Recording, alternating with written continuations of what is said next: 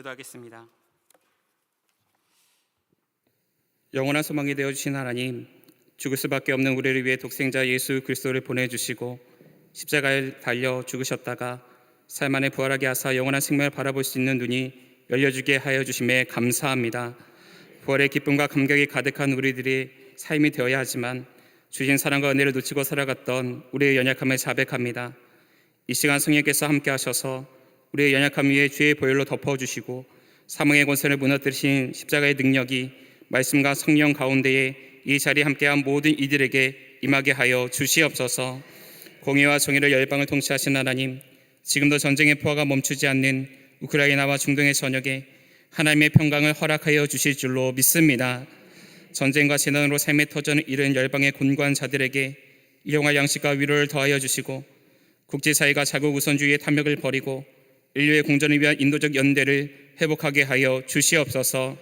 이 땅의 지도자들에게 하나님을 두려워하는 지혜를 주셔서 당리 당략을 앞세워 정쟁을 일으키지 아니하게 하시고 민생의 안정과 국가의 미래를 위한 진정한 협치를 이루게 하여 주시옵소서.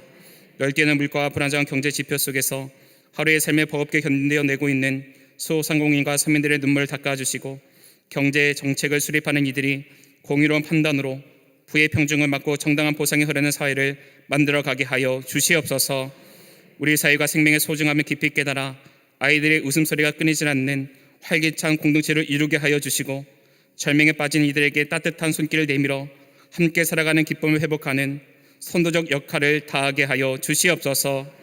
기독교 사학의 권학 이념을 존중하고 교육의 자율성을 보장할 수 있는 사학법의 재개정을 이루게 하시고 신앙과 학문의 조화로운 교육이 올바르게 이어지게 하여 주시옵소서.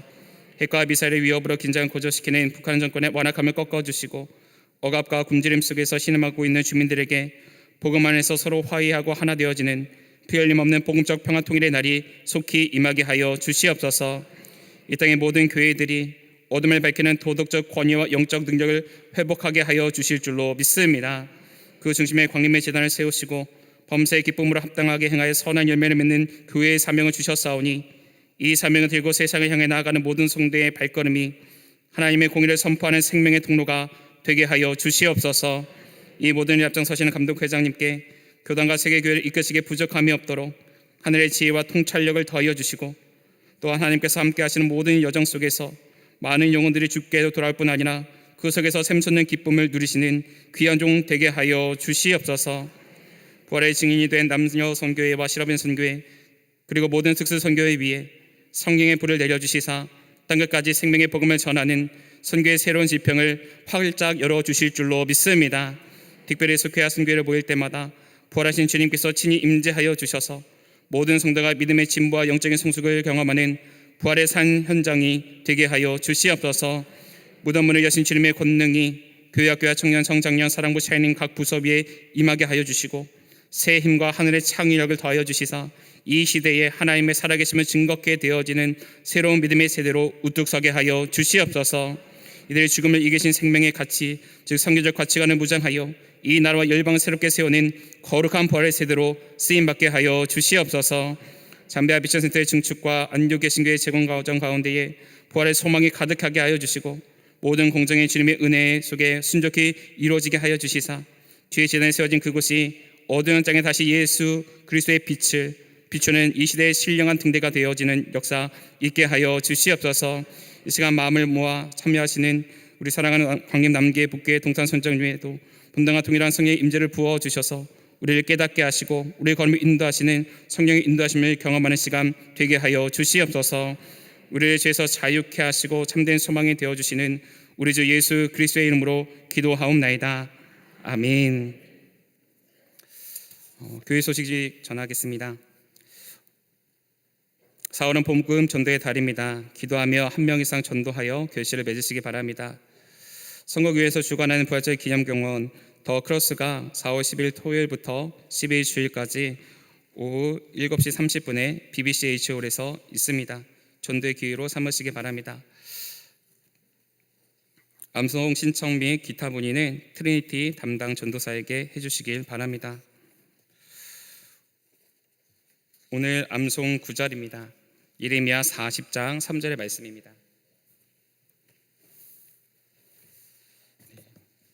7교구 박사님, 권사님, 그리고 22교구 김지인 집사님 나오셔서 암송해 주시겠습니다. 먼저 박사님, 권사님께서 먼저 하시겠습니다.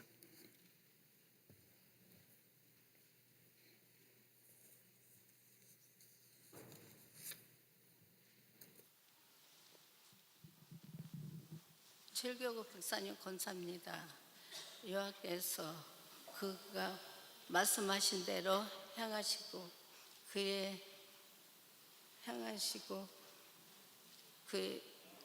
그가 여호와께 너희가 여호와께 범죄하였으므로 이는 너희 범죄하였으므로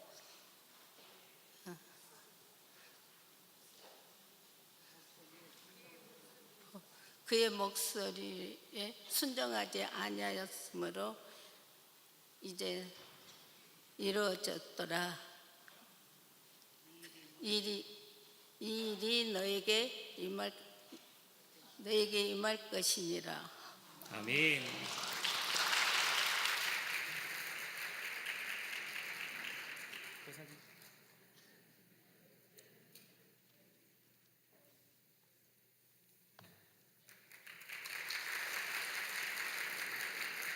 네, 22교구 김지인 집사님 나오셔서 암송해 주시겠습니다.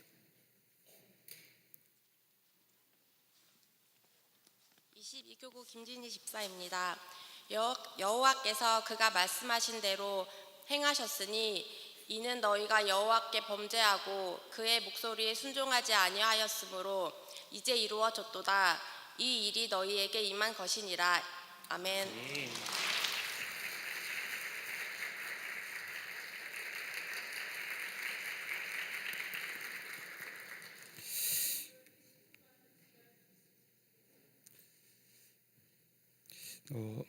사모님 저 강의 진행 이후에 시간 되시면 그때 말씀드리겠습니다.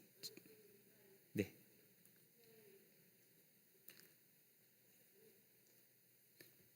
죄송합니다. 제가 오늘 처음이어가지고 제가 너무 떨려서요.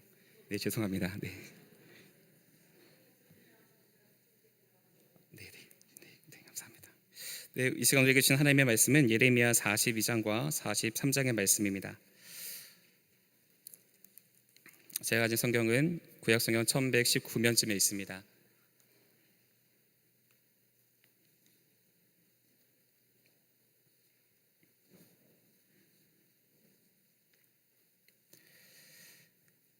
예레미야 42장, 43장의 말씀을 저와 여러분이 한 절씩 교독하시고 마지막 절은 함께 읽겠습니다. 이에 모든 군대의 지휘관과 가레아의 아들 요하난과 호시아의 아들 여시나야와 백성의 낮은 자로부터 높은 자까지 다 나아와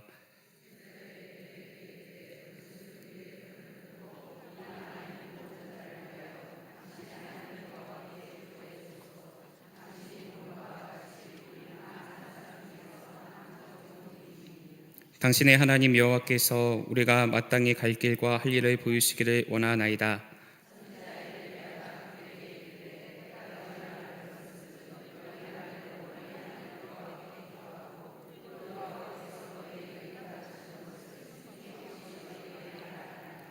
그들이 예레미야에게 이르되 우리가 당신의 하나님 여호와께서 당신을 보내사 우리에게 이르시는 모든 말씀대로 행하리이다. 여호와께서는 우리 가운데 진실하고 성실한 증인이 되시옵소서.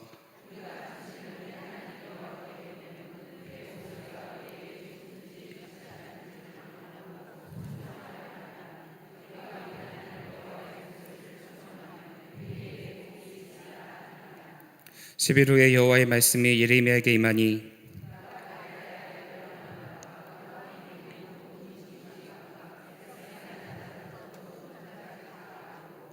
그들에게 이르되 너희가 나를 보내어 너희의 간구를 이스라엘의 하나님 여호와께 드리게 하지 아니하였느냐.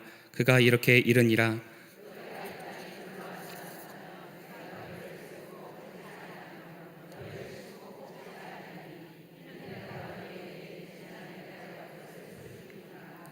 여호와의 말씀이니라. 너희는 너희가 두려워하는 바벨론의 왕을 겁내지 말라. 내가 너희와 함께 있어 너희를 구원하며 그의 손에서 너희를 건지리니 두려워하지 말라.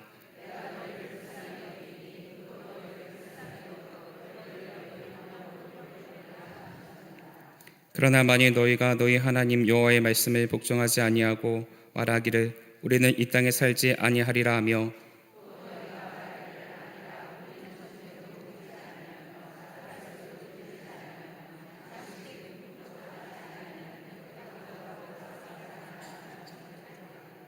너희 유대의 남은 자여 이제 여호와의 말씀을 들으라. 만군의 여호와 이스라엘의 하나님께서 이와 같이 말씀하시되 너희가 만일 애굽에 들어가서 거기에 살기로 고집하면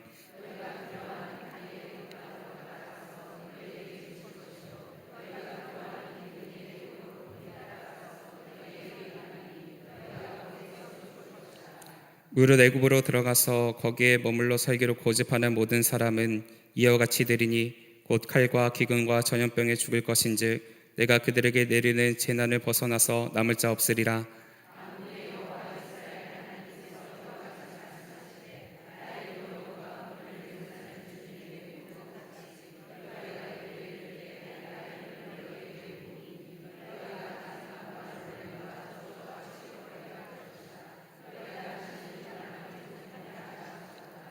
유다의 남은 자들아 여호와께서 너희를 두고 하신 말씀에 너희는 애굽으로 가지 말라 하셨고 나도 오늘 너희에게 경고한 것을 너희는 분명히 알라.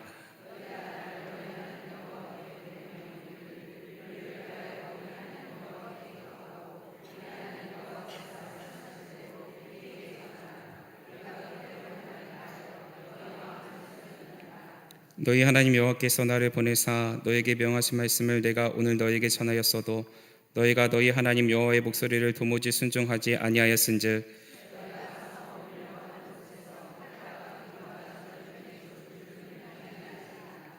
예레미야가 모든 백성에게 그들의 하나님 여호와의 말씀 곧 그들의 하나님 여호와께서 자기를 보내사 그들에게 이르신 이 모든 말씀을 말하기를 마치니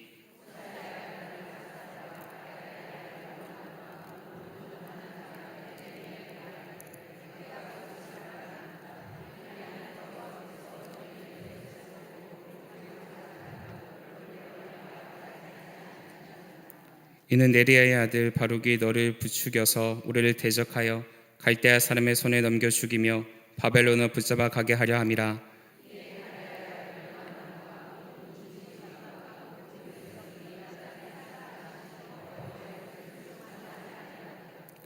가레의 아들 요하난과 모든 군 지휘관이 유다의 남은 자 곧 쫓겨났던 여러 나라 가운데에서 유다 땅에 살려 하여 돌아온 자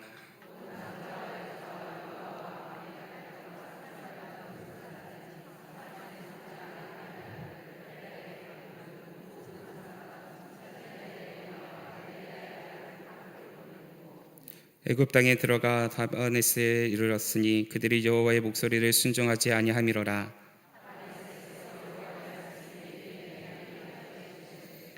너는 유다 사람의 눈앞에서 내 손으로 큰 돌 여러 개를 가져다가 다바네스에 있는 바로의 궁전 대문의 벽돌로 쌓은 축대에 진흙으로 감추라.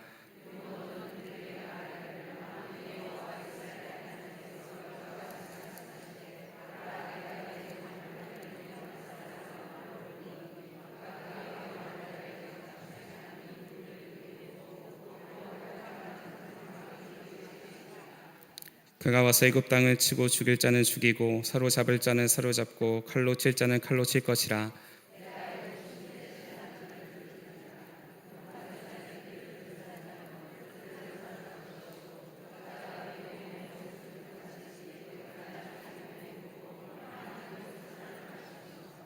그가 또 애굽 땅 베세메스의 석상들을 깨뜨리고 애굽 신들의 신당을 불살르라 하셨다 할지니라 하시니라.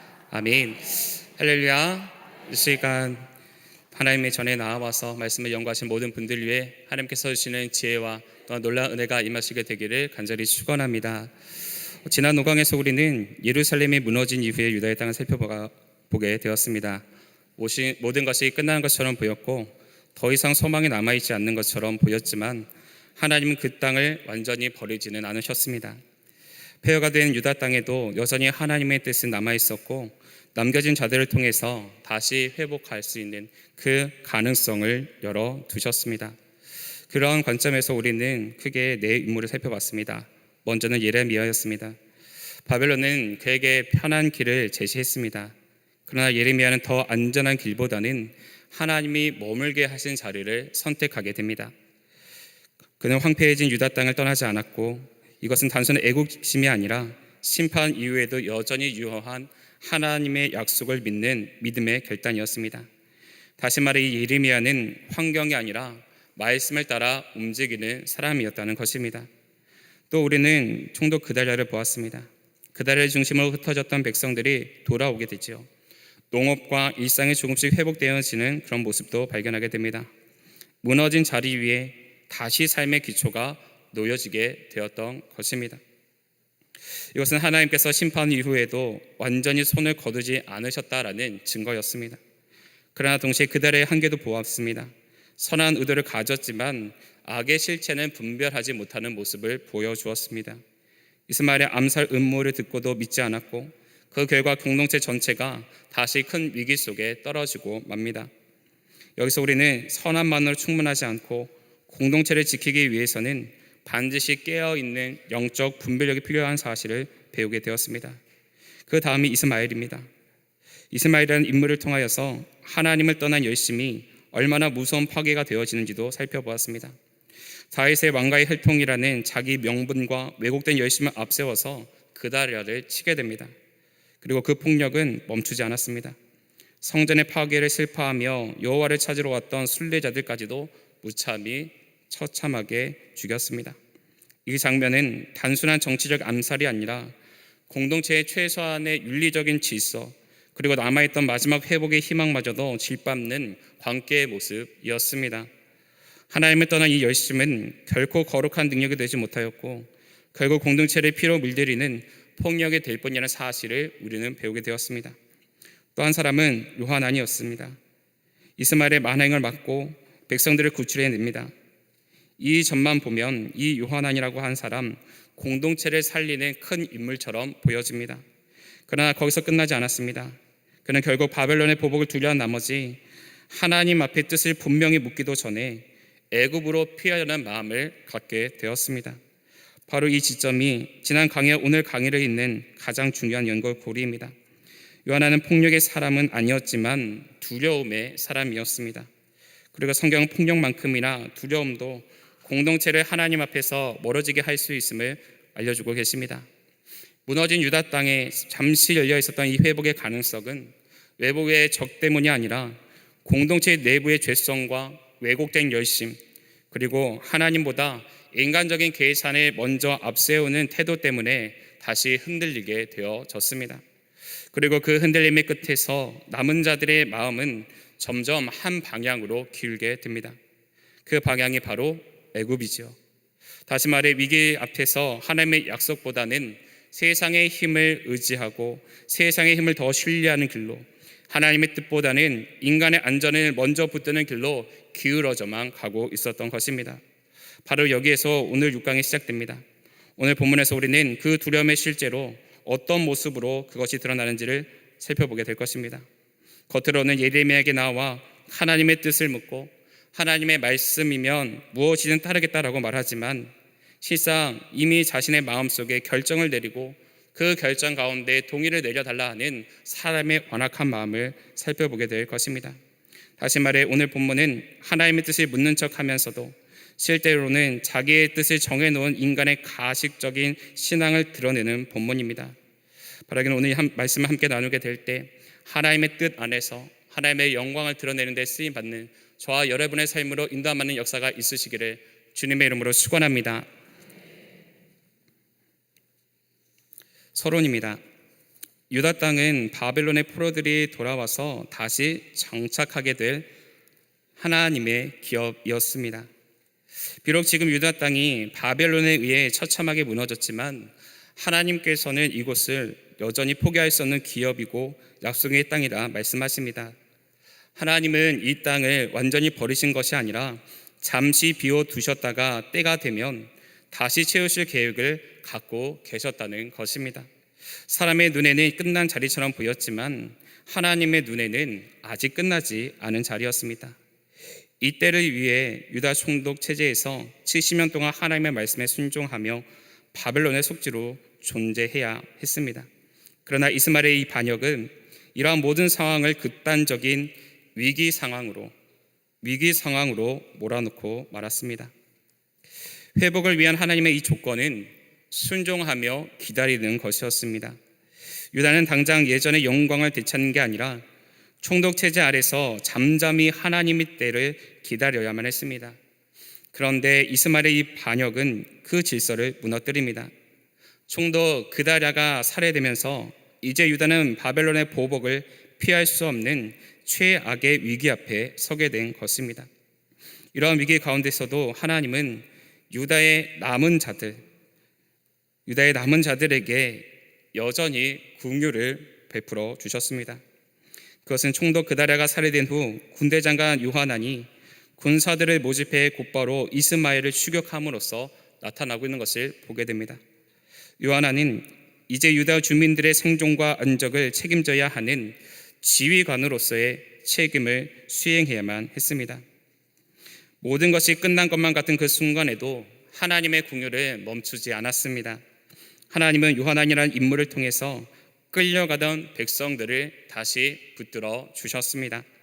이제 요하난은 단순한 군인이 아니라 남겨진 자들의 생존과 안전을 책임져야 하는 지도자의 자리에 서게 되었습니다. 하나님께서는 절망의 한복판에서도 여전히 남은 자를 포기하지 않으시고 그들을 위한 길을 열어가고 계셨던 것입니다. 본론입니다. 42장은 내용상으로 요하난의 애굽으로의 도주와 연관을 맺고 있습니다. 또 바벨론 군대의 쫓김을 받게 된 이 요하난과 군대 장관들의 불신앙적인 태도가 두드러지게 나타나고 있습니다. 오늘 우리가 읽게 되어지는 이 42장의 이 핵심은 단순히 어디로 갈 것인가가 아닙니다. 여기서의 핵심은 하나님의 뜻을 묻는 척하지만 실제로는 자기의 뜻을 따르려는 불신앙입니다. 요하난과 군대 장관들은 매우 현실적인 두려움 속에 있었습니다. 그러나 그 두려움이 하나님을 더 붙들게 만들지 않았고 오히려 하나님의 말씀보다 자기 계산을 더 의지하게 만들고 있었습니다. 그들은 외적으로 예레미야를 찾아가 하나님의 뜻을 묻고 순종하겠다고 했으나 실상은 이미 자신의 뜻을 결정하고 하나님의 동의만 강요하는 상황이었습니다. 그러나 예레미야는 여전히 애굽에 가지 말라 하시는 그 하나님의 말씀을 전합니다. 입으로는 하나님의 뜻을 알고 싶다고 말하지만 마음속으로는 이미 애굽행을 결정해 놓고 있었다는 것이죠. 즉 이들은 하나님의 뜻을 구한 것이 아니라 자기 결정에 하나님이 마침표로 허락의 도장을 찍어 주시기를 바랬다라는 것이죠. 그런데 예레미야는 그들의 기대에 맞춰서 말을 바꾸어 하지 않습니다. 선지자는 사람의 뜻을 지지하는 사람이 아니라 하나님의 뜻을 그대로 전하는 사람이기 때문입니다.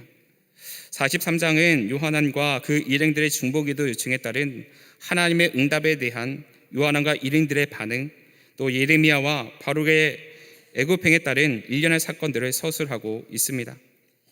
이 43장은 42장에 감추어져 있었던 마음들이 결국 행동으로 드러나고 있는 장입니다. 42장에서 이들은 신앙적인 언어를 사용했습니다. 그러나 43장에서는 그 신앙적인 언어 뒤에 숨어 있었던 완고한 마음이 노골적인 불순종으로 이어집니다. 즉 42장은 숨겨진 불순종이었다 한다면 이 43장에서는 드러나는 불순종이라고 말할 수 있습니다. 예레미야를 통해 하나님의 답변을 들은 이 요하난과 군대 장관들은 자신들의 결정에 근거하여서 예레미야가 전하는 하나님의 말씀을 바룩의 모략에서 나온 것으로 억지로 부릅니다. 그리고 자신들의 행위를 정당화시키기 위한 목적으로 예레미야와 바룩을 애굽으로 데리고 가지요. 사람은 하나님의 말씀이 자기의 뜻과 충돌하게 될 때에 그 말씀 자체를 부정하려고 합니다. 여기서 요하난과 군대 장관들은 하나님의 말씀을 정면으로 받지 않고 바룩이 꾸민 모략이라고 또한 몰아갑니다. 이것은 자기 불순종을 합리화하기 위한 전형적인 방식인 것이죠. 그리고 더 나아가 예레미야와 바룩까지 애굽으로 데리고 갑니다. 죄는 혼자 머무르지 않고 자기의 길에 따르는 사람들까지, 자기와 함께 걸어가고 있는 다른 사람까지 끌어들이려는 속성이 있기 때문입니다.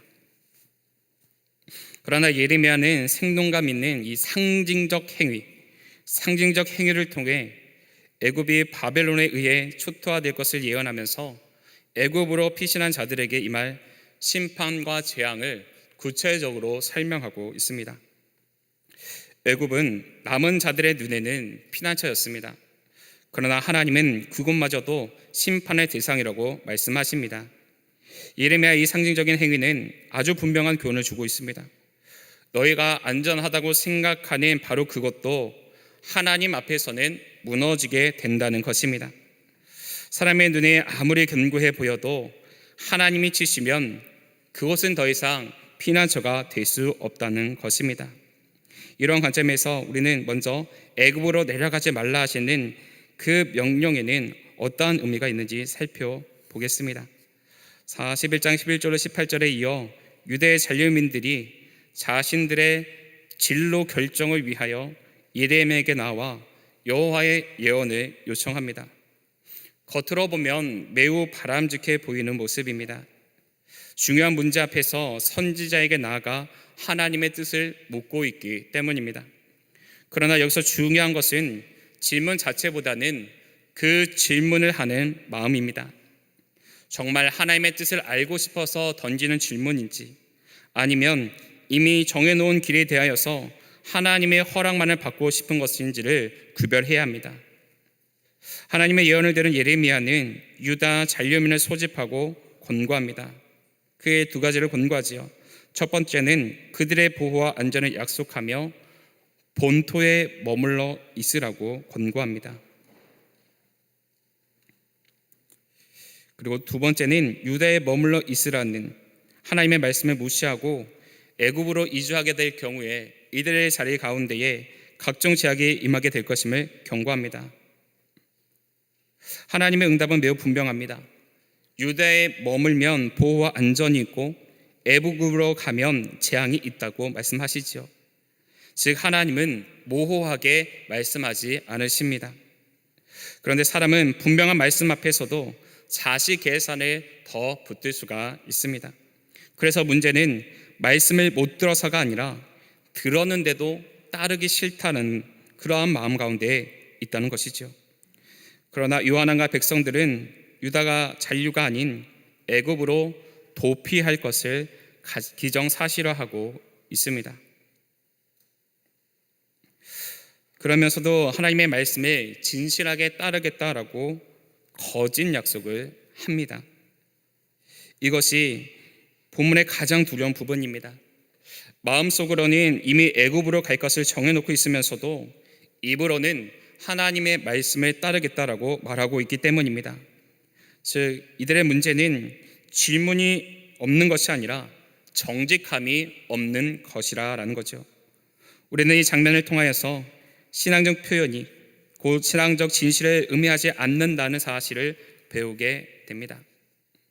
사실 예루살렘이 망하고 난 후 유대에 남은 자들은 마땅히 이전의 잘못을 고백하고 회개하며 하나님께 돌아와야만 했습니다. 남은 자들에게 가장 먼저 필요했던 것은 새로운 전략이 아니라 회개였습니다. 문제는 어디로 갈 것인가 보다는 어떻게 하나님께 돌아설 것인가 였던 것이지요. 그런데 그들은 회개보다는 생존을 앞세웠습니다. 이것이 영적 우선순위의 전도이지요. 죄의 문제를 먼저 해결하지 않으면 나중에 찾는 생존의 길도 결국에는 왜곡될 수밖에 없습니다. 이런 관점에서 첫째로 유다 잔류민들과 요한안의 중보 기도가 요청되어지고 있음을 보게 됩니다. 이번 단락은 앞장에서 이스마엘의 반란을 진압한 요한안이 바벨론의 보복을 두려워한 나머지 애굽으로 도주하려는 상황 속에서 예레미야에게 중보 기도를 요청하는 장면입니다. 요한안의 문제는 단순한 악의가 아니라 두려움에서 출발하고 있음을 보게 됩니다. 바벨론의 보복이 너무 무서웠던 것이지요. 그래서 애굽이라는 대안을 붙들고 싶어 했던 것입니다. 우리도 마찬가지입니다. 불순종은 노골적인 반항보다 두려움에서 시작될 때가 있습니다. 무서워서, 불안해서, 견딜 수 없어서 인간적인 피난처를 먼저 찾게 되는 것입니다. 그러나 본문은 그런 현실적인 두려움이 있다 할지라도 결국에는 순종하는 것이 중요하다라고 우리에게 말씀해주고 있습니다. 지금까지 바벨론의 침략과 이스마엘의 반란으로 많은 사람들이 죽게 되어져서 이제는 사람이 얼마 남아있지 않은 상황이었습니다. 이 말은 남은 자들의 현실을 우리 가운데 보여주고 있습니다. 그들은 정말 적은 무리였지요. 공동체는 너무 작고 약했고 앞으로 또 한번 흔들리게 되어진다면 완전히 사라질 수도 있는 위기의 상황이었습니다. 그러니 이들의 위기감은 과장이 아니었던 것이죠. 그러나 성경은 그 약함 자체보다 그 약함 속에서 하나님의 말씀을 붙들 것인지 아닌지 그것을 더 중요하게 보고 계시다 알려주고 계십니다. 더 이상의 어려움과 시련은 자신들이 감당할 수 없으므로 보다 안전한 길, 평안하며 형통한 길, 적은 무리가 다시 일어설 수 있는 길을 알려주기를 부탁했던 것입니다. 겉으로 보면 아주 좋은 요청입니다. 안전한 길, 평안한 길, 다시 일어설 수 있는 길을 구하고 있기 때문입니다. 그런데 문제는 그들이 생각하고 있는 이 안전, 그리고 하나님이 말씀하시는 이 안전이 서로 다르다는 점입니다. 이들은 애굽을 안전으로 보았고 하나님은 본토에 머무는 것을 안전으로 말씀하고 계시기 때문입니다. 결국 이 신앙은 같은 단어를 써도 그 내용이 완전히 달라질 수 있다는 것을 보여줍니다. 그런 과정 가운데에 백성들과 요한안이 남아있는 자들을 위해서 여호와의 뜻을 알고자 구합니다. 이때 이에 모든 군대 지휘관과 가레의 아들 요한안과 호사의 아들 여샤야와 백성의 낮은 자로부터 높은 자까지 다 나왔다라고 말씀합니다. 여기서 다 나옴이라고 하는 이 표현은 공동체 이 전체가 이 결정의 책임 앞에 서 있음을 보여주고 있습니다. 지도자들만의 문제가 아니라 백성 전체의 문제라는 겁니다.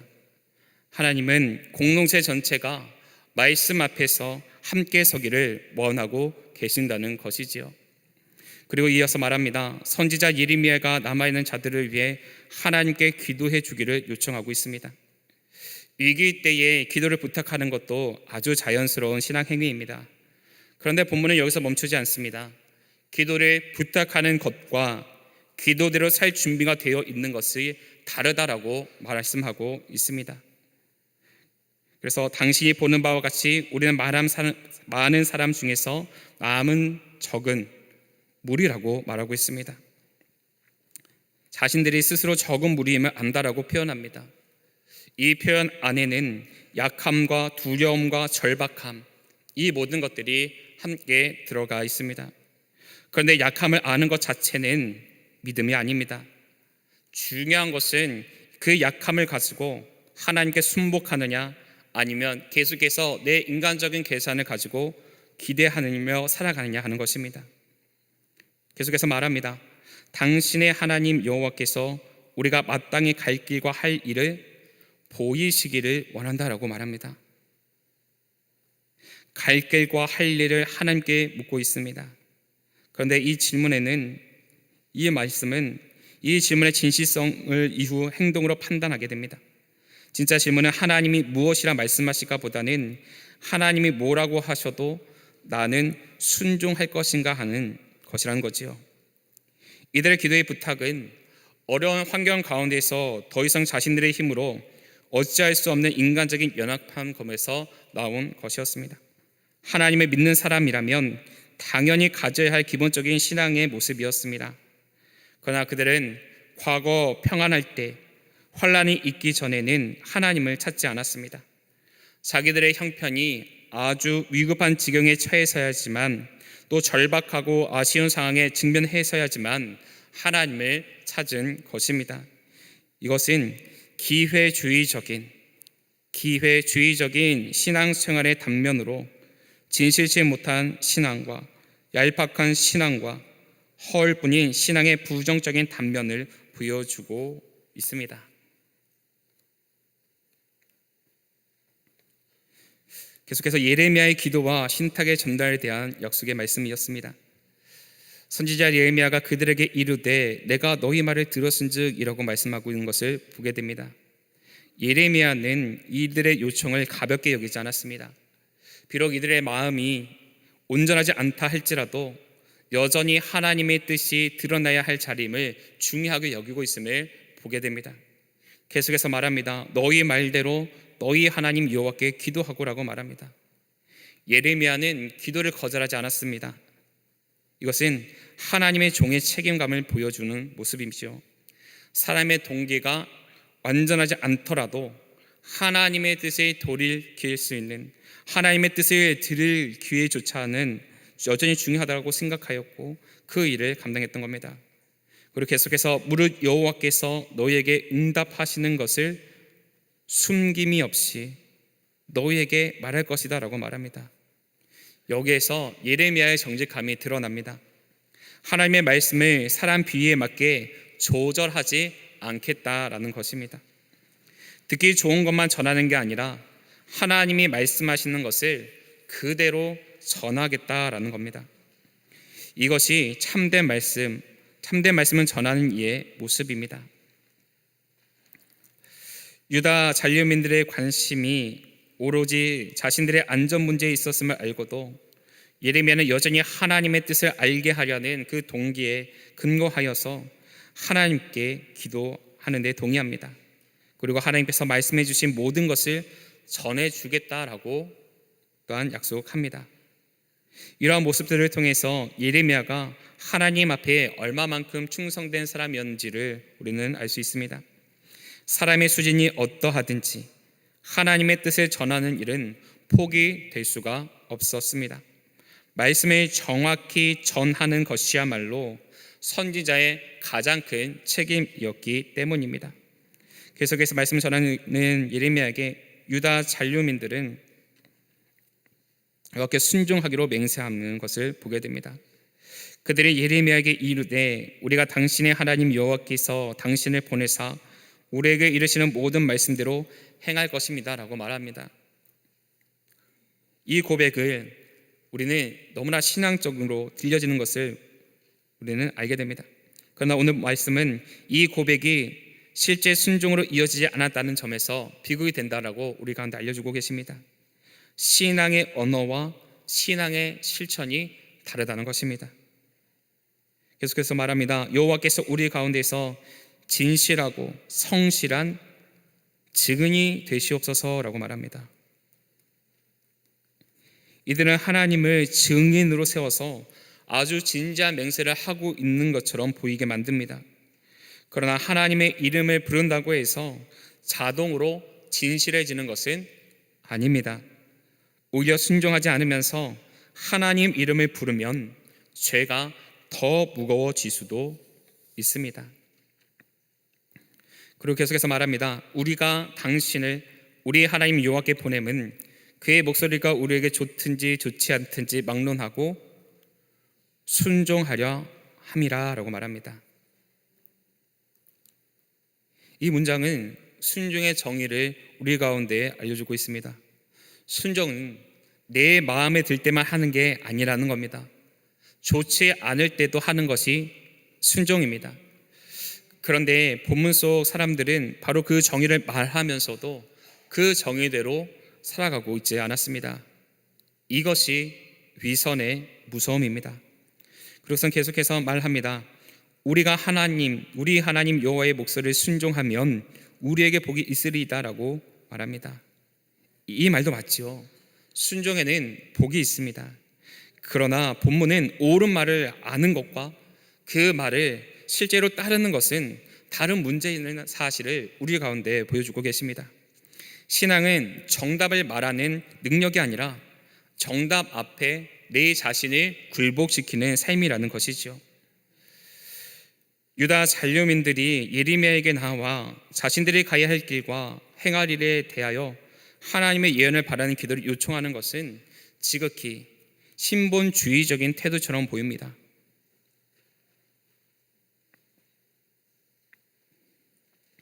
특히 하나님의 예언에 절대적으로 순종하겠다라고 하던 이들의 다짐은 그들이 유다의 멸망이라는 하나님의 징계를 통하여서 신앙적으로 크게 변모한 것처럼 보이게 만듭니다. 그러나 이미 앞에서 살펴본 것처럼 유다의 잔류민들은 애굽으로 이주하기로 이미 결정을 내렸습니다. 따라서 여기서 유다 잔류민들이 하나님의 예언을 요청한 것은 순수한 신앙의 동기에서 하나님 앞에 나온 것이 아니라는 겁니다.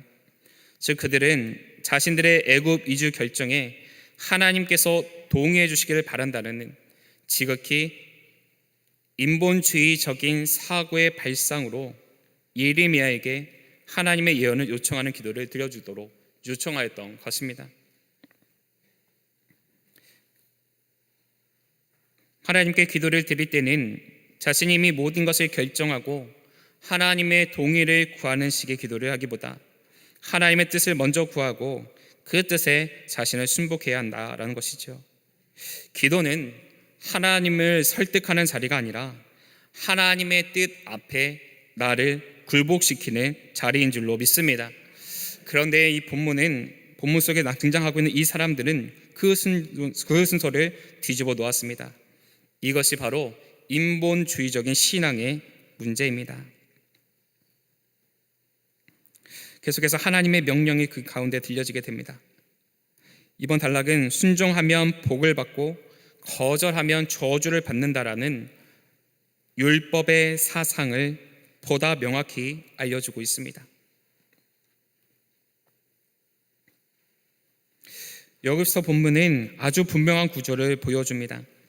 하나님의 말씀은 언제나 중립적이지 않습니다. 순종하면 복이 있고 거절하면 저주가 있습니다. 이것은 하나님이 변덕스럽기 때문이 아니라 하나님이 정하신 언약이기 때문입니다. 하나님은 하나님의 말씀을 따르는 사람에게는 생명의 길을 주시고 그 말씀을 버리는 사람에게는 스스로 선택한 불순종의 결과를 겪게 하십니다. 그러므로 오늘 이 단락은 단순한 조언이 아니라 언약적인 경고이자 생명의 길에 대한 분명한 안내입니다. 애굽으로 가도 되느냐 하는 이 요한왕과 그 일행들의 물음에 대해 예레미야는 그들이 유다 땅에 계속해서 거한다면 하나님으로부터 구원을 받을 것이지만 애굽으로 갈 경우에는 멸망하게 된다라고 말하고 있습니다. 머물면 구원이고 가면 멸망입니다. 즉 하나님의 뜻은 모호하지 않다라는 거죠. 사람들은 종종 하나님의 뜻을 잘 모르겠다라고 말하지만 실제로는 하나님의 뜻이 너무 분명해서 오히려 부담스러운 경우가 많습니다. 본문 속 사람들도 마찬가지입니다. 유대에 남으라는 말씀이 너무나 분명하였기 때문에 그들은 오히려 그 말씀을 거부하고 싶었던 것이지요. 결국 문제는 이해의 부족이 아니라 순종의 부족이었습니다. 사실 이러한 메시지는 새삼스러운 게 아니라 지금까지 일관된 예레미야의 예언이었습니다. 하나님은 갑자기 다른 기준을 그들 앞에 내미신 것이 아니었습니다. 예레미야를 통해 계속해서 같은 방향을 말씀해 오셨습니다. 바벨론에 순복하라는 것, 징계의 시간을 받아들이라는 것, 자기 힘으로 벗어나려 하지 말라는 것이 계속해서 예레미야를 통해 들려주신 하나님의 뜻이었습니다. 그러므로 남은 사람들, 이 남은 자들은 새로운 말씀을 듣는 것이 아니라 이미 들었던 말씀을 다시 듣고 있었던 것입니다. 이것은 우리에게도 중요합니다. 하나님은 종종 이미 주신 말씀을 반복해서 들려주실 때가 있습니다. 그리고 그 반복은 우리를 귀찮게 하려는 것이 아니라 순종의 기회를 다시 주시기 위한 은혜인 줄로 믿습니다. 유다에 거하면서 바벨론에 순복한다면 느부갓네살 왕은 땅을 되돌려주고 온갖 혜택을 베풀어 주게 될 것이었습니다. 인간적으로 보면 이 말은 잘 이해가 되지 않습니다. 어떻게 원수 같은 바벨론의 왕이 유다에게 혜택을 베풀어 주시는 것이냐라는 것이요. 그러나 바로 이 지점이 하나님의 주권을 보여주고 있습니다. 느부갓네살 왕도 하나님의 손 아래 있었습니다. 하나님이 원하신다면 원수의 마음도 바꿔주시고 위협처럼 보이는 권세도 도구로 사용하신다는 것이지요. 그러므로 하나님의 백성은 환경 자체보다 환경을 다스리시는 하나님을 바라보아야 합니다. 그러나 만약 이 백성들이 하나님의 말씀에 순종하여 살기를 위해서 애굽으로 내려간다면 스스로의 맹세를 저버리는 대가로 하나님의 심판을 경험하게 될 것입니다. 여기서 우리는 본문에서 아이러니함을 찾게 됩니다. 이들은 살기를 위해서 애굽으로 내려간다라고 생각하고 있습니다. 그러나 하나님은 바로 그 선택이 심판을 불려온 것이다 라고 말씀하고 있습니다. 인간의 개선으로는 안전한 길처럼 보이는 선택이 하나님 앞에서는 멸망의 길이 될 수 있다는 것이죠. 결국 중요한 것은 내가 살 수 있는 것 같은 길이 아니라 하나님이 머물러 하시는 길이라는 것입니다. 예레미야는 이런 하나님의 뜻을 전달하기 위하여서 예언 전달을 위한 유다 잔류민을 소집하게 됩니다. 그리고 10일 후에 여호와의 말씀이 예레미야에게 임하였다라고 성경은 우리 가운데 말씀해주고 계십니다. 이 10일 후는 그냥 지나칠 수 있는 표현일 수도 있습니다. 그런데 하나님은 곧바로 말씀하실 수도 있었음에도 불구하고 이 10일 후라는 이 단어를 통하여서 이렇게 긴 기간을 두은 그 이유에 대해서 생각하라 라고 우리 가운데 말씀해주고 계십니다.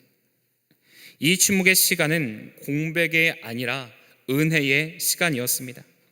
하나님은 응답을 늦추심을 통하여서 백성들이 자기 마음을 다시 돌아볼 수 있는 기회를 허락해 주셨던 겁니다. 혹시라도 후회하고 혹시라도 자기 결정을 내려놓고 혹시라도 하나님께로 돌아오기를 기다리고 계셨다라는 겁니다. 그래서 이 하나님의 침묵이라는 이 10일이라는 시간은 무관심이 아니라 회복을 위한 여백이었던 것입니다. 하나님께서 곧바로 응답하실 수도 있었습니다. 그럼에도 불구하고 이 12일이라는 침묵, 유다 백성으로 하여금 생각하며 하나님 앞에 다시금 돌아오게 하시기 위한 선물이었던 겁니다. 이것은 응답을 기다리는 동안 백성들이 자신들이 결정한 것들에 대해서 후회를 하고 온전히 하나님께 돌아설 수 있는 기회를 주시기 위함이었던 것입니다. 우리는 이 말씀을 통하여서 하나님의 지연이 때로는 은혜가 된다는 사실을 발견하게 됩니다. 우리는 빨리 답을 원합니다. 빨리 안심하고 싶습니다. 그러나 하나님은 사람을 더 깊이 다루시기 위해서 기다리게 하십니다. 기다림은 말씀을 못 받는 시간이 아니라 말씀을 받을 준비를 하는 시간일 수도 있다는 것이지요. 이러한 관점에서 계속해서 그가 가레아의 아들 요하난과 그와 함께 있는 모든 군 지휘관과 백성의 낮은 자로부터 높은 자까지 다 불렀다라고 기록합니다. 하나님께서는 공동체 전체를 다시 부르십니다. 이것은 말씀의 책임이 지도자들에게만 있는 것이 아니라 그 말씀을 듣고 따라야 하는 모든 백성들 가운데 함께하고 있는 책임이라는 것입니다. 지도자들만 들으면 되는 문제가 아니라 모든 사람이 함께 들어야 할 문제라는 거죠. 하나님은 모두가 같은 말씀 앞에 서게 하심을 통하여서 공동체 전체가 그 말씀의 무게를 함께 지게 하시는 것입니다. 그리고 계속해서 그들에게 이르되 너희가 나를 보내어 너희의 간구를 이스라엘 하나님 여호와께 드리게 하지 아니하였느냐. 그가 이렇게 이르니라고 말씀합니다. 예레미야는 먼저 그들에게 책임이 있음을 확인시킵니다. 이 말씀은 너희가 직접 구한 응답이다라고 말합니다. 다시 말해 이들은 스스로 하나님의 뜻을 묻자고 했고 이제 그 응답을 듣고 있습니다. 그러므로 더 이상 도망칠 수가 없는 겁니다. 더 이상 핑계 댈 수가 없습니다. 들은 적이 없다고 할 수도 없고 원치 않았다고 할 수도 없습니다. 하나님의 응답은 이들 가운데에 분명히 주어졌습니다.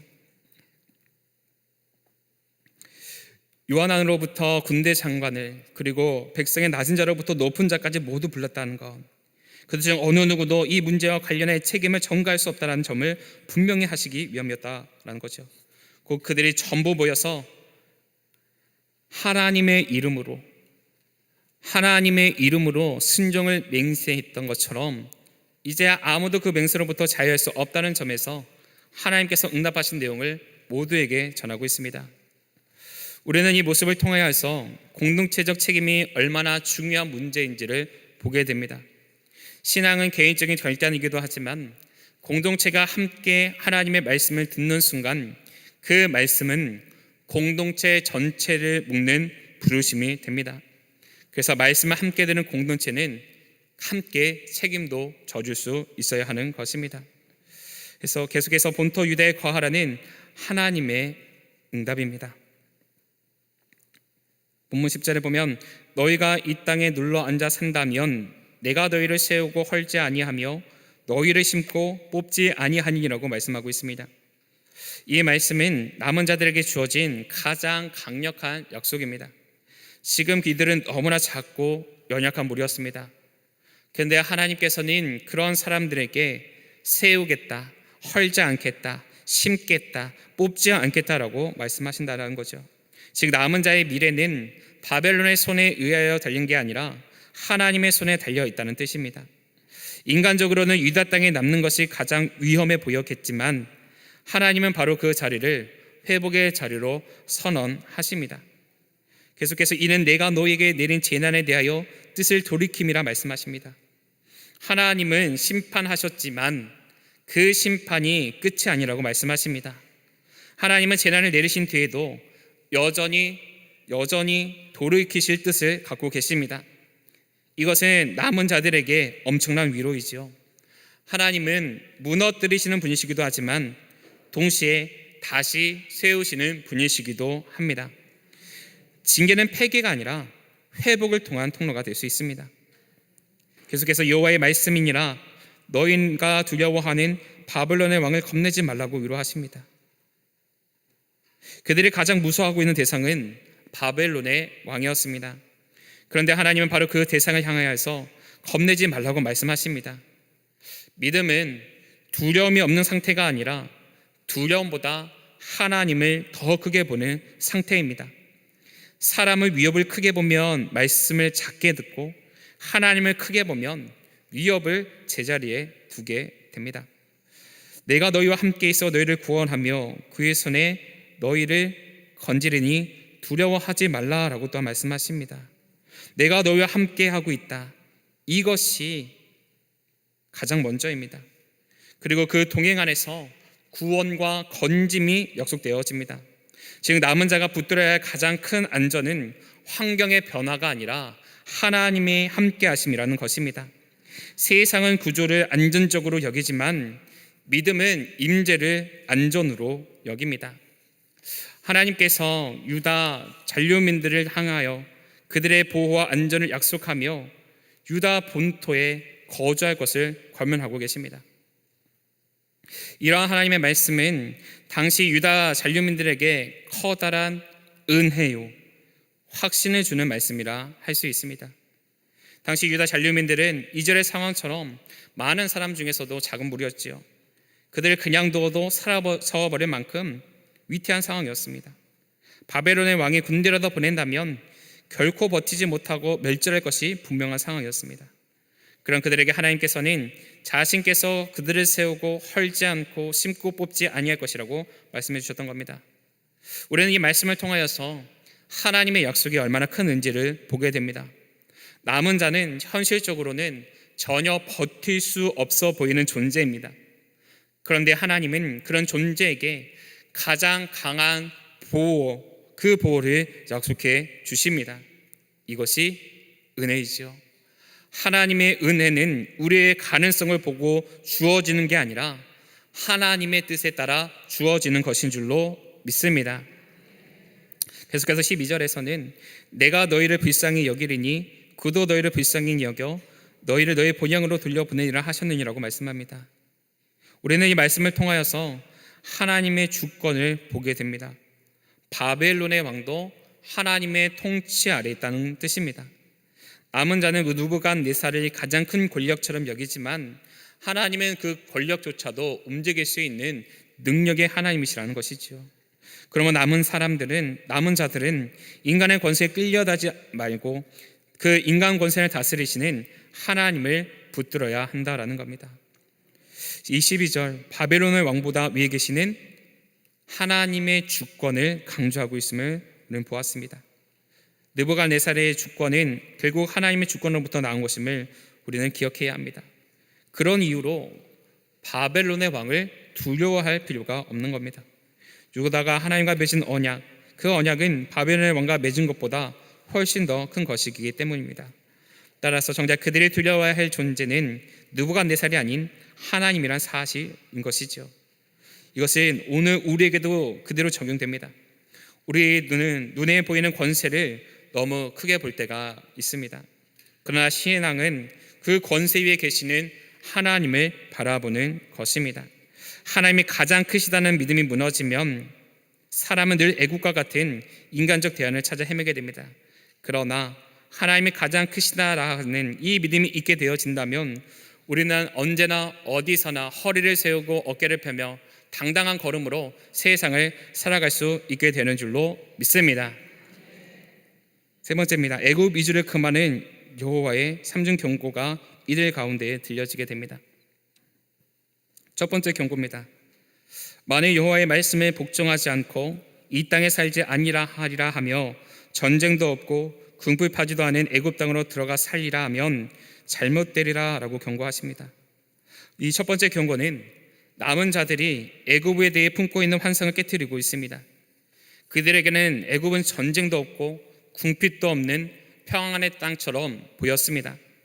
그러나 하나님은 단호하게 잘못되리라고 말씀하십니다. 사람이 보기에는 평안한 길처럼 보여도 하나님 말씀을 어기고 가는 길이라면 결국 잘못된 길이라는 사실을 우리 가운데에 말씀하여 주고 계십니다. 하나님이 없는 안락함은 참된 안식이 아니라는 것이죠. 계속해서 애굽 이주를 금하는 두 번째 경고의 말씀을 들려집니다. 유다의 남은 자여 이제 여호와의 말씀을 들으라고 하십니다. 하나님은 그들의 심판 중에서도 남겨두셨습니다. 근데 바로 그 은혜 받은 남은 자가 지금 하나님의 말씀을 거부하려 하고 있습니다. 은혜를 아는 사람인데, 은혜를 아는 사람이라면 이것을 더 조심해야 하는데 그러하고 있지 못하는 것을 보게 되는 것입니다. 계속해서 말씀합니다. 너희가 만일 애굽에 들어가서 거기에 살기로 고집하면 이라고 또한 말씀하시죠. 여기서의 핵심은 고집입니다. 불순종은 우연한 실수가 아니라 완고한 방향성을 갖고 있다는 겁니다. 하나님의 말씀을 듣고도 자기의 뜻을 붙들고 밀어붙이는 것이 고집이라는 거죠. 계속해서 말합니다. 너희가 두려워하는 칼이 애굽 땅으로 따라가서 너에게 미칠 것이다. 칼을 피하려고 가는데 칼이 따라온다라고 말합니다. 문제는 장소가 아니라 하나님과의 관계에 있음을 보여주시는 말씀입니다. 그리고 계속해서 말씀하시죠. 기근이 애굽으로부터 급히 따라가서 너희에게 임하리니 너희가 거기에서 죽을 것이다 라고 말합니다. 애굽은 먹고 살 수 있는 땅처럼 보였지만 하나님이 막으시면 그 풍요조차 생명을 보장해 주지 못한다라는 겁니다. 인간이 의지하는 풍족함도 하나님 허락 없이는 참된 보호가 될 수 없음을 보여줍니다.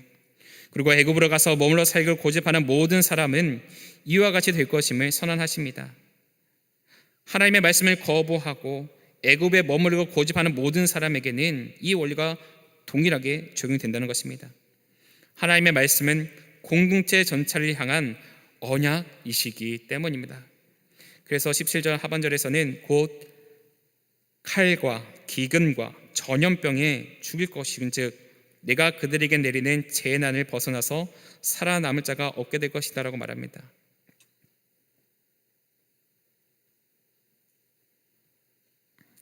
전쟁만이 아니라 생계와 질병까지 흔들린다고 말씀하십니다. 즉 하나님을 떠난 안전, 그 안전은 삶의 모든 영역에서 무너질 수 있다는 사실에 대하여 경고해주고 계십니다. 애굽 이주를 금하는 세 번째 경고입니다. 나의 노여움과 분을 예루살렘 주민에게 부은 것 같이라고 말씀하시지요. 예루살렘의 멸망은 단순한 정치적인 패배가 아니었습니다. 하나님의 노여움과 분이 쏟아진 사건이었죠. 남은 사람들은 그 사실을 누구보다 더 잘 알고 있었습니다. 그래서 18절을 보면 너희가 애굽에 이를 때에 나의 분을 너희에게 부을 것이고 너희가 가증함과 놀람과 저주와 치욕거리가 될 것이라고 말씀하십니다. 하나님의 진노는 장소를 바꾼다고 피할 수 없습니다. 애굽도 하나님의 통치 아래에 있기 때문입니다. 그러므로 사람이 바뀌어야 할 것은 장소가 아니라 방향이라는 겁니다. 하나님께 돌아서는 것이 먼저라는 거죠. 그리고 계속해서 말씀하십니다. 너희가 다시는 이 땅을 보지 못할 것이다. 이것은 단순히 타국에서 죽는다는 말이 아닙니다. 언약의 자리에서 끊어지는 심판을 의미합니다.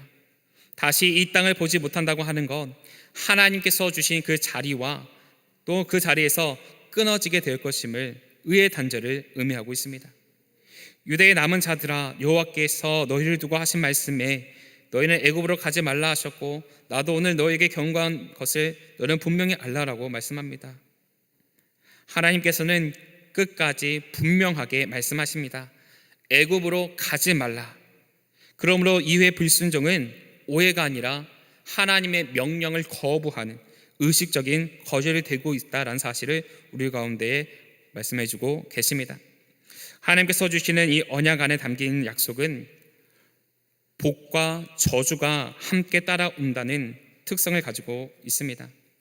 앞서 하나님은 약속에 담긴 복의 내용으로 백성들에게 하나님의 긍휼을 베푸시겠다고 말씀하셨습니다.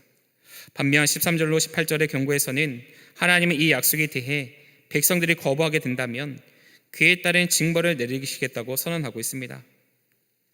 이 말씀을 통하여서 하나님은 사랑만 말씀하시고 경고는 빼시는 분이 아니라는 사실을 알게 됩니다. 오히려 하나님께서 저와 여러분을 사랑하시기 때문에 경고하십니다. 순종에는 생명을, 거절에는 심판을 두십니다. 유다 주민들은 애굽 땅에 대한 헛된 소망들을 가지고 있었습니다. 이런 그들의 습성을 아시는 하나님은 그들의 패역한 마음을 향해 경고하시지요. 문제는 전능하신 하나님의 말씀에 대한 순종의 여부에 달려 있었던 것입니다. 그런데 그들은 왜 하나님께서 자신들을 유다 땅에 남겨두셨는지 깨닫지 못하였던 것이죠. 그래서 하나님께서는 그것을 깨닫게 하시고자 끊임없이 그 땅 가운데 남으라 말씀하셨던 겁니다. 하나님은 그들이 유다 땅에 남겨진 구루터기가 되어 하나님의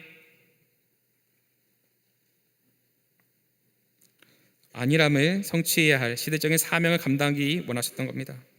죄송합니다. 안일함이 아닌 것 같은데요. 거룩한 경륜입니다. 큰일 날 뻔했습니다. 죄송합니다. 거룩한 경륜입니다. 거룩한 경륜. 거룩한 경륜입니다.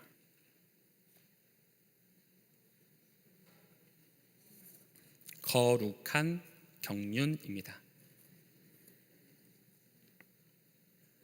이러한 사실들을 도표로 정리해보면 이렇게 됩니다. 복과 저주에 관한 예레미야의 메시지들입니다. 이 땅에 여전히 거할 경우에 주어질 복에 대해서 말씀하셨지요. 이 땅이 어디입니까? 바로 유다입니다. 그대가 살고 있었던 그 터전이었죠. 그 땅에 살아가게 될 때에 세울 것이고 헐지 않을 것이고 심을 것이고 뽑지 않을 것이고 재앙을 돌이킬 것이다 라고 말씀합니다. 하나님의 말씀에 순종할 경우에 주어질 복들도 있었죠. 구원할 것이다, 건질 것이다, 궁의를 여길 것이다, 본향으로 돌려보낼 것이다 라고 말합니다. 하나님의 말씀에 불순종할 경우에는 이러한 주어질 복이 아니죠. 재앙입니다.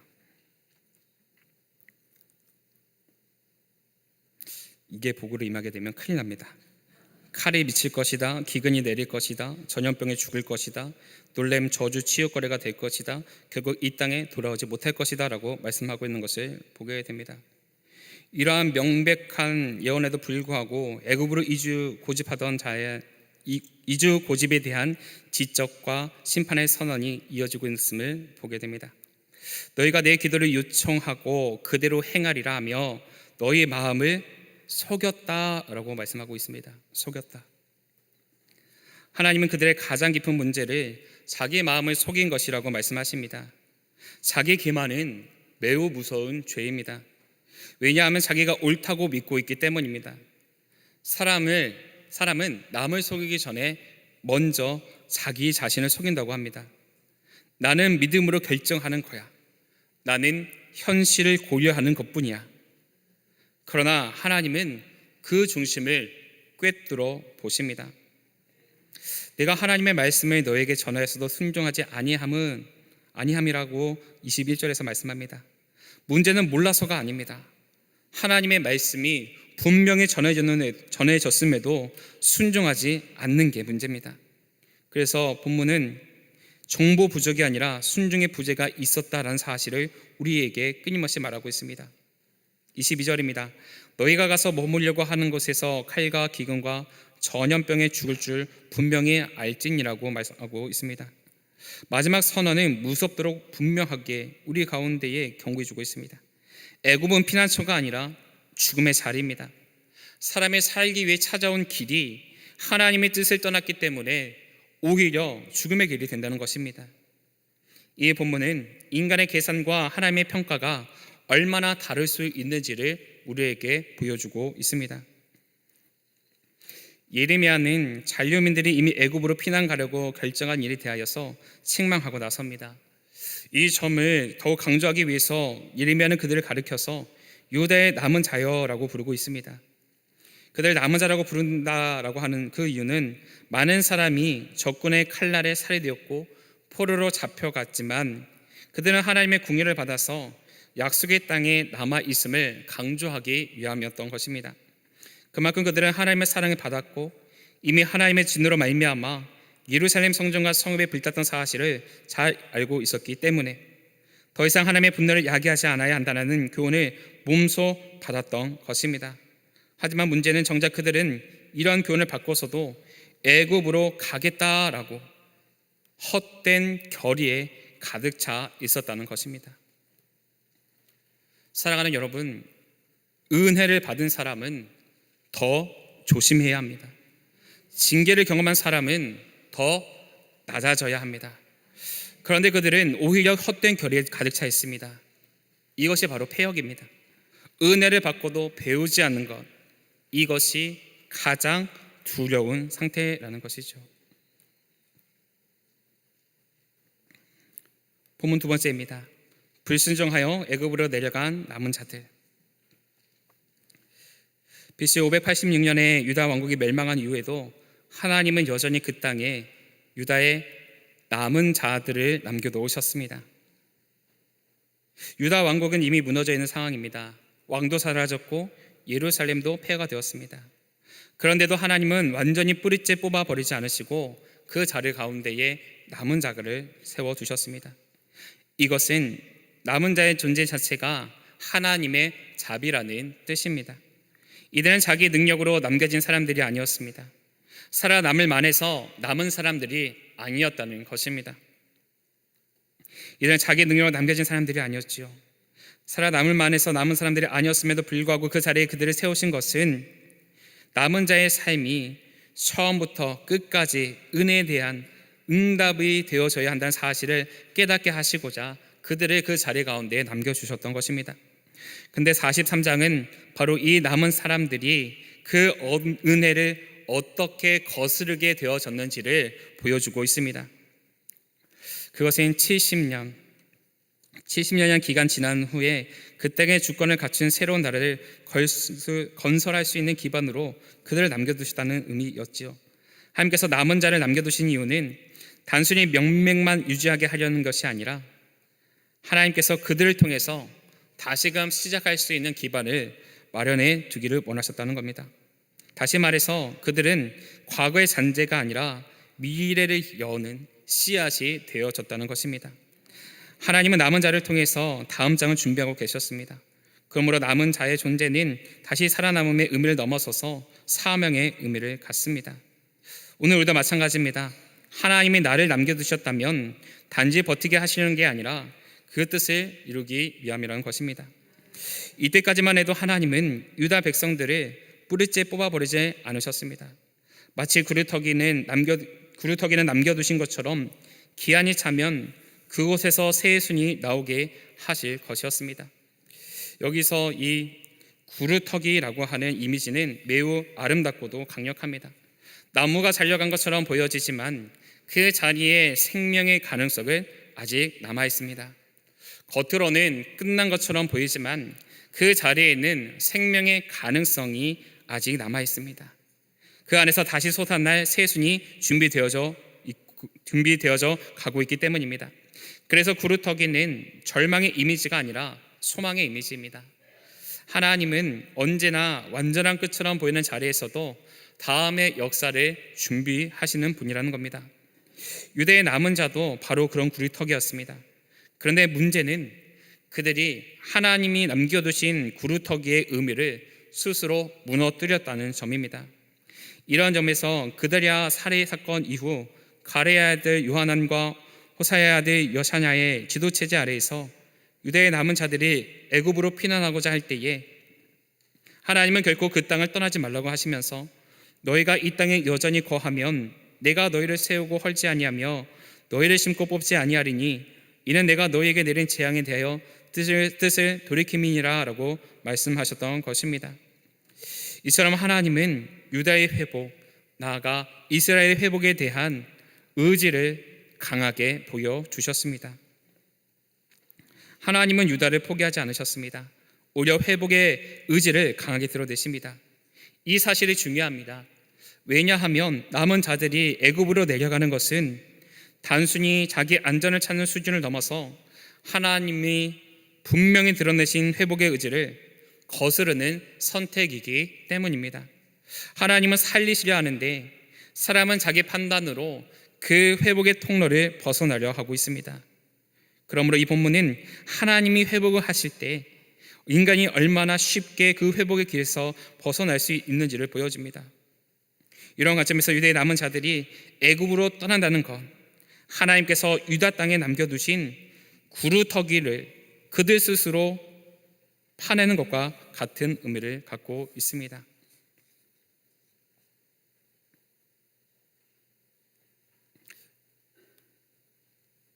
이런 관점에서 요한왕과 일행들은 애굽으로 도주를 시작합니다. 요한왕과 그 일행들이 하나님의 경고에도 불구하고 예레미야의 메시지에 관하여 의문을 제기하면서 예레미야와 바룩을 이끌고 애굽으로 도피합니다. 42장에서 마음속으로만 품고 있었던 이 애굽행이 이제 실제 행동이 되고 있습니다. 그런데 그 과정은 단번에 일어난 게 아닙니다. 먼저 하나님의 말씀에 대한 의문을 제기하죠. 그 다음에 그 말씀을 부정할 명분을 만듭니다. 그리고 그 다음에야 행동으로 옮깁니다.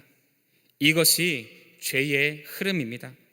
죄는 종종 갑자기 큰 행동으로 나타나는 것이 아니라 먼저 말씀을 의심하고 그 다음 자기 해석을 만들고 결국 행동으로 굳어집니다. 보면은 그 전 과정을 우리 가운데 보여주고 있죠. 이는 유다의 잔존한 백성들이 하나님의 말씀을 끝내 거부하고 결국 하나님의 언약 백성의 대열에서 벗어나고 있음을 보여주고 있는 것입니다.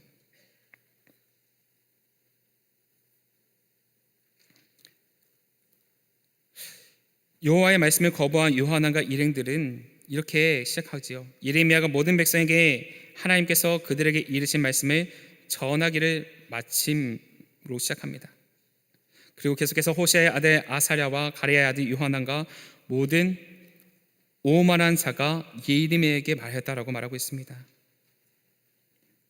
여기서 성경은 그들을 단지 불안한 사람, 두려움 사람으로만 부르지 않습니다. 오만한 자라고 부르고 있습니다. 이 점이 매우 중요합니다. 왜냐하면 그들의 분실종의 뿌리가 단순한 약함만이 아니라 교만에도 있기 때문입니다. 교만은 꼭 나는 하나님이 필요 없다라고 말하는 식으로만 나타나지 않습니다. 하나님의 말씀을 들었음에도 불구하고 자기 생각이 더 옳다고 여기는 태도도 교만입니다. 즉 하나님보다 내 판단을 더 신뢰하는 것이 교만입니다. 요한왕과 그 일행은 바로 그 상태에 있었습니다. 두려웠지만 그 두려움 속에서도 하나님의 말씀보다는 자기 계산을 더 옳게 여겼습니다. 그래서 오늘 말씀에서 내가 거짓을 말하는도다. 우리 하나님 여호와께서 너희는 애굽에서 살려고 그리로 가지 말라고 너를 보내어 말하게 하지 아니하셨느니라 라고 기록합니다.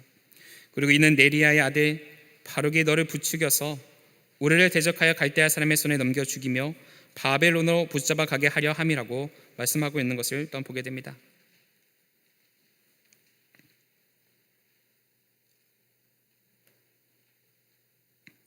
요한왕과 그 일행들이 하나님의 경고에도 불구하고 예레미야의 메시지에 관하여 의문을 제기하게 됩니다. 오히려 예레미야를 거짓 선지자라고 모함했고 하나님의 선지자로 인정해 주지도 않았습니다.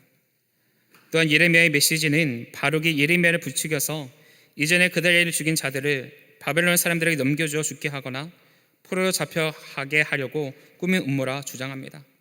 그들은 예레미야의 서기관인 바룩을 역적으로 몰아세우면서도 예레미야 역시 바룩과 동일한 모반자라고 모함한 것입니다.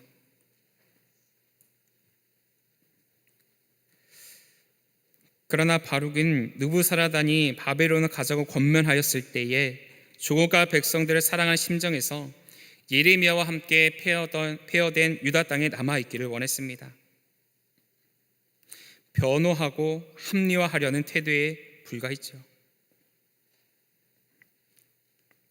요한왕과 그 일행들은 바룩과 예레미야를 반역자로 만듦으로써 그들은 하나님의 말씀과 상관없이 애굽으로 내려갈 명분을 만들어 냈습니다.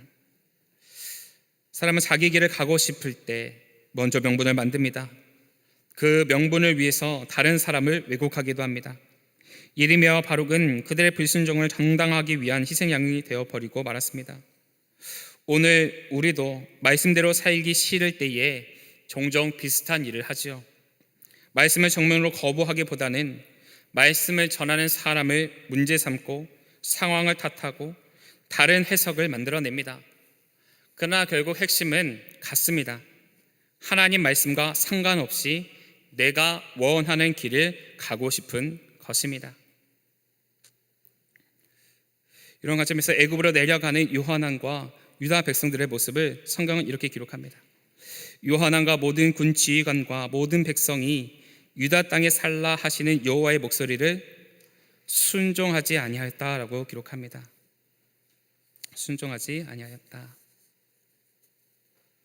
성경은 사건을 아주 단순하게 해석합니다. 그들이 왜 갔는지, 얼마나 두려웠는지, 어떤 현실적인 이유가 있었는지 길게 따지지 않습니다. 최종인 평가는 이것이지요. 순종하지 아니함. 이것이 하나님의 관점입니다. 우리는 사정을 길게 설명하고 싶어 하지만 하나님 앞에서는 결국 순종이냐 불순종이냐라고 드러나게 된다는 겁니다. 이 본문은 우리에게도 같은 질문을 던집니다. 내가 얼마나 복잡한 상황에 있든 결국 나는 하나님의 말씀에 순종하고 있는가 아니면 순종하고 있지 않는가를 질문합니다. 계속해서 오늘 말씀은 애굽 이주 대회를 합류한 유다 잔류민의 전 계층에 대해서 말씀합니다. 가레의 아들 요한왕과 모든 군 지휘관, 유다의 남은 자 곧 쫓겨났던 여러 나라 가운데서 유다 땅에 살려 하려 돌아온 자, 곧 남자와 여자와 유아 왕의 딸들, 사령관 느부사라단이 사반의 손자 아히감의 아들 그달랴에게 맡겨둔 모든 사람, 선지자 예레미야와 네리야의 아들 바룩, 이렇게 기록합니다. 이 장면을 보게 될 때에 아주 비극적인 사실을 깨닫게 됩니다. 왜냐하면 불순종이 한 사람으로 끝나는 게 아니라 끝까지 그와 함께하고 있었던 모든 공동체 전체를 휩쓸고 가고 있음을 발견할 수 있기 때문입니다. 남자와 여자, 유아와 왕의 딸들까지 모두 애굽으로 이동하게 됩니다. 심지어 예레미야와 바룩까지도 그 길에 끌려가게 됩니다. 그 지도자의 잘못된 판단 하나가 공동체 전체를 잘못된 방향으로 끌고 갈 수 있다는 사실을 우리는 이 모습을 통해 볼 수 있습니다. 그러므로 지도자의 영적인 상태가 언제나 공동체의 운명을 결정하고 있다는 사실을 기억하고 우리 영적인 지도자들을 위해서 함께 기도하시는 저와 여러분이 되어야 하는 줄로 믿습니다. 애굽 땅에 들어가 바다네스에 이르렀으니 그들의 여호와의 목소리를 순종하지 아니함이로라고 7절 말씀에서 말씀합니다. 성경은 다시 한번 같은 결론을 반복합니다. 애굽에 도착했다는 사실보다 더 중요한 것은 그 일이 여호와의 목소리를 순종하지 않는 사건이었다는 점입니다. 사람의 눈에는 단순한 이동처럼 보여도 하나님의 눈에는 이것이 분명한 불순종으로 기록됩니다. 반복하고 있다는 것, 강조를 의미합니다. 하나님은 이들의 행동을 어떤 이름으로 부르시든지 결코 모호하게 두시지 않는다는 것이죠. 바룩과 예레미야를 반역자로 모함함으로써 하나님의 말씀을 거역할 수 있었던 이 명분을 확보한 이 교만한 무리들은 유다 진문들을 애굽으로 이송할 모든 일들을 일사천리로 진행시켰습니다. 이 일은 이미 백성의 지도자로 추앙을 받는 요하난과 그를 따르는 군대 장관들에 의해 주도되었습니다. 분명 하나님은 그들이 애굽으로 내려간다면 결코 돌이킬 수 없는 심판을 받게 될 것이라고 경고하셨음에도 그들은 하나님의 말씀을 무시하고 멸망의 길을 택하고 말았습니다.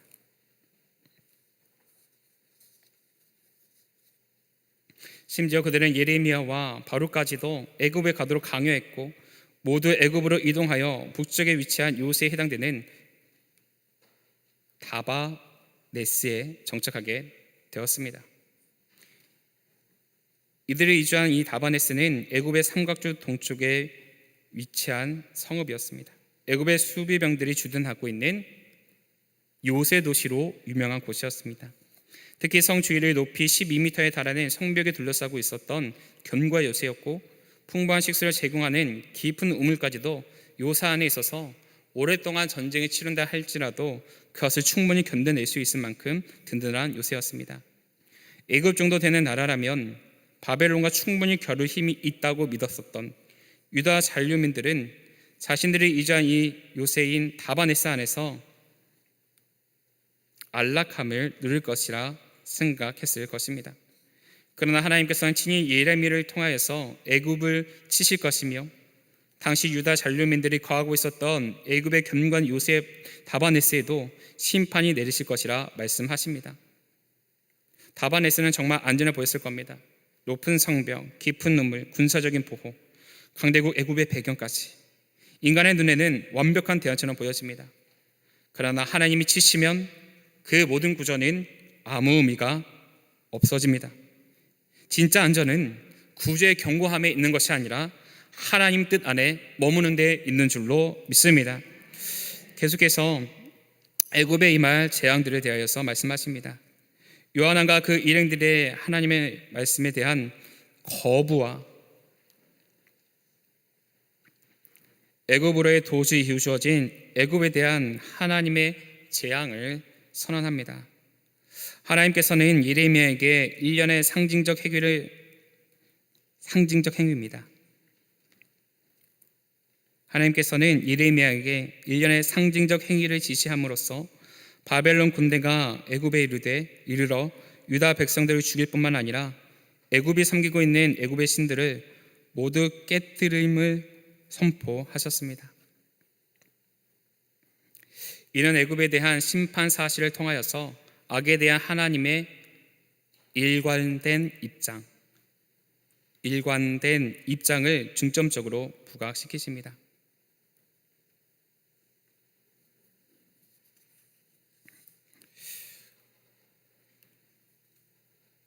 애굽 이주 유다인들을 향한 예언이 이제 시작되어지죠.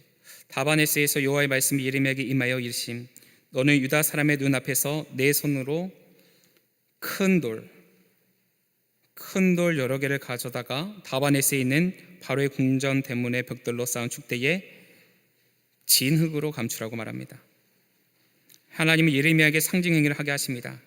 그것도 바로 궁전 대문이라는 가장 상징적인 공간 앞에서 하게 하십니다. 이것은 애굽 권력의 중심, 인간이 가장 안전하다고 여기는 자리 아래에 이미 심판의 징조가 묻히고 있음을 보여줍니다.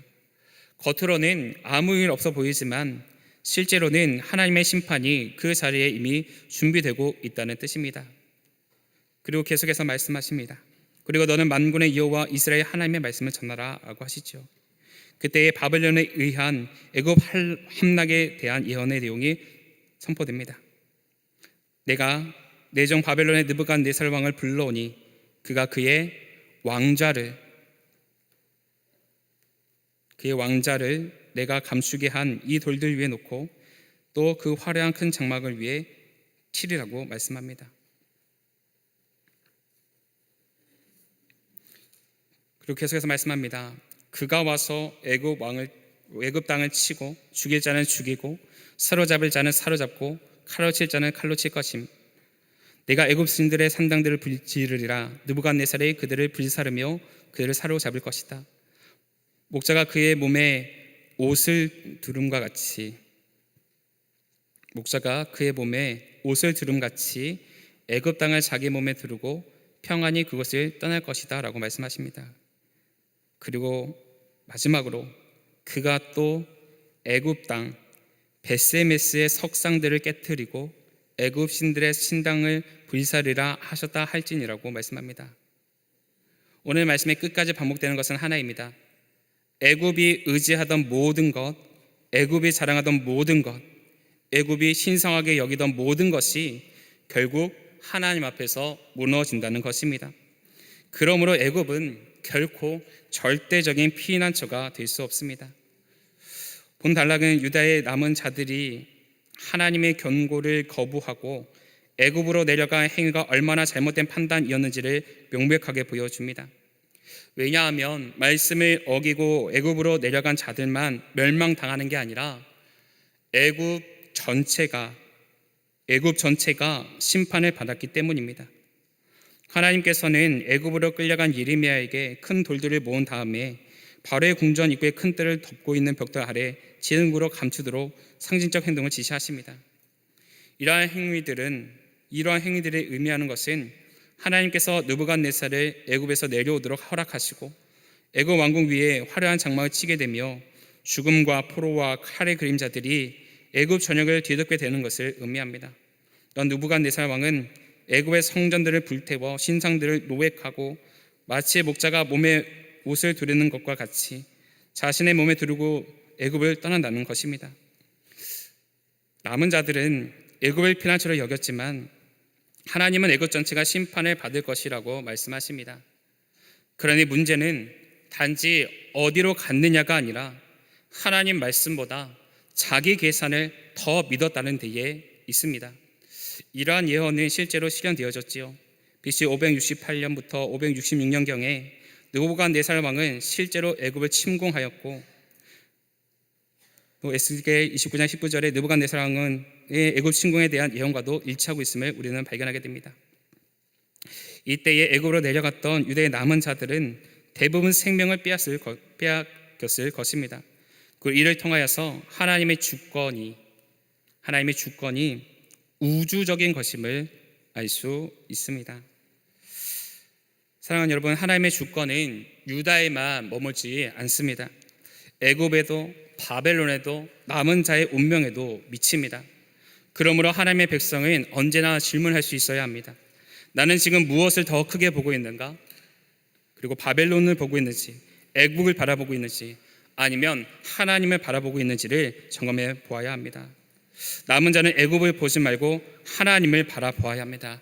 그래야 삽니다. 저와 여러분도 이 시대의 남은 자로 부름 받았는 줄로 믿습니다. 그러므로 우리가 향해야 할 것은 세상이 아니라 하나님이시요 십자가인 줄로 믿습니다.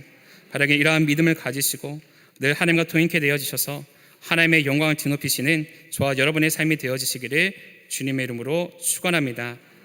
금주의 요절입니다. 예레미야 42장 11절과 12절입니다. 예레미야 42장 11절과 12절입니다. 기도하시겠습니다. 우리의 걸음을 인도하시며 거룩한 구루터기로 세우시는 하나님, 오늘 예레미야의 말씀을 통하여서 자신의 뜻을 미리 정해놓고 하나님의 동의만을 구했던 유다의 남은 자들의 어리석음을 직시하게 하심에 감사합니다. 유괴 앞에서 세상의 안락함인 애굽을 갈망하며 하나님의 약속을 모략이라 씹어였었던 그들의 모습이 곧 우리의 연약함임을 고백하오니 우리의 인본적인 교만과 교회주의적인 신앙을 용서하여 주시옵소서. 우리가 서 있는 이 자리가 비록 황폐할지라도 하나님이 심고 세우시겠다 약속하신 사명의 본토임을 믿습니다. 눈에 보이는 견고한 요새 다바네스를 의지하기보다 보이지 않는 하나님의 주권을 신뢰하며 좋든지 좋지 않든지 막론하고 오직 하나님의 목소리에만 순종하는 절대의 믿음이 있게 하여 주시옵소서. 깨닫게 하신 대로 세계로 결단하며 세상으로 나아갑니다. 단순히 억압에서 벗어난 소극적인 자유에 머물지 않게 하시고 하나님의 영광을 위해 기꺼이 나를 드리는 적극적인 자유와 사명자로 건너는 우리들의 걸음 되게 하여 주시옵소서. 이 시간 정성을 다해 하나님 앞에 드리는 귀한 예물이 있습니다. 드리는 손길을 기억하여 주옵시고 하늘의 신령한 복과 땅의 기름진 복을 내려주시사 많은 이들에게 꾸어질지언정 꾸어지지 않은 삶 살아가게 하여 주시옵소서. 걸음마다 불기둥과 구름대로 인도하여 주셔서 하나님의 살아계심과 동행하심이 누려진 삶으로 인도함 받게 하여 주실 줄로 믿고 감사하며 우리 주 예수 그리스도의 이름으로 기도하옵나이다. 아멘. 하늘에 계신 우리 아버지여, 이름이 거룩히 여김을 받으시오며 나라의 임하옵시며 뜻이 하늘에서 이루어진 것 같이 땅에서도 이루어지이다. 오늘날 우리에게 일용할 양식을 주옵시고 우리가 우리에게 죄 지은 자를 사하여 준 것 같이 우리의 죄를 사하여 주옵시고 우리를 시험에 들게 하지 마옵시고 다만 악에서 구하옵소서. 대개 나라와 권세와 영광이 아버지께 영원히 있사옵나이다. 아멘. 네, 감사합니다.